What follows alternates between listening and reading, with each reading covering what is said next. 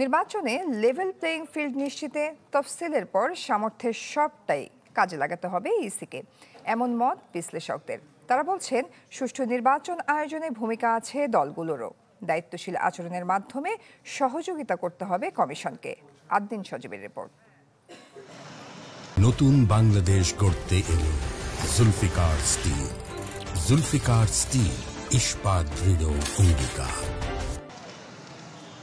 জুলাই গণঅভ্যুত্থানের পর সংসদ নির্বাচনের তফসিল একদিকে যেমন ভোটের মাঠে উত্তাপ বাড়াচ্ছে, অন্যদিকে পছন্দের জনপ্রতিনিধি নির্বাচনের আকাঙ্ক্ষাও সত্য হতে যাচ্ছে ভোটারদের। বিশ্লেষকরা বলছেন দেশের গণতান্ত্রিক ব্যবস্থার ভিত মজবুত করতে বিকল্প নেই ফেব্রুয়ারির নির্বাচনের। তবে নির্বাচন ব্যবস্থায় কাঙ্ক্ষিত সংস্কার না হয় কিছুটা আশাহত তাদের অনেকে।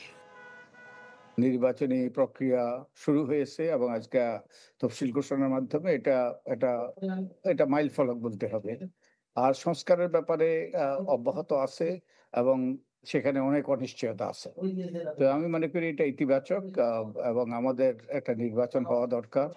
২৪-এর নয়া ইতিহাসের পর সংস্কার ইস্যুতে একই দিনে হবে হ্যাঁ এবং না ভোটও, যার উপর নির্ভর করছে কাঠামোগত পরিবর্তন।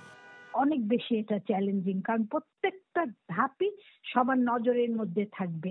কমিশনের আচরণ নজরের মধ্যে থাকবে, রিটার্নিং অফিসার আর প্রত্যেকের নজরে থাকবে। তার মোটামুটি এর উপরেই কাজ করছে।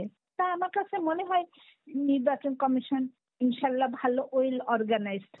তফসিলের পর আচরণবিধি প্রতিপালন সহ বিদ্যমান সামর্থ্যের পুরোটাই ইসিকে কাজে লাগানোর তাগিদ তাদের।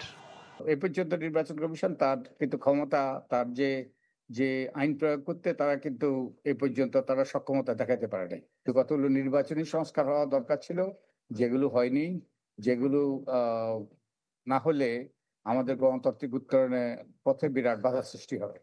ইলেকশন কমিশন প্রত্যেক আসনে এই দিকটা খেয়াল করে যে মনোনয়নপত্র নেওয়ার ক্ষেত্রে কোনো ব্যত্যয় পড়ছে কিনা, জমা দেওয়ার ক্ষেত্রে কোনো বাধা হচ্ছে কিনা, অতিরিক্ত অর্থের লেনদেন হচ্ছে কিনা।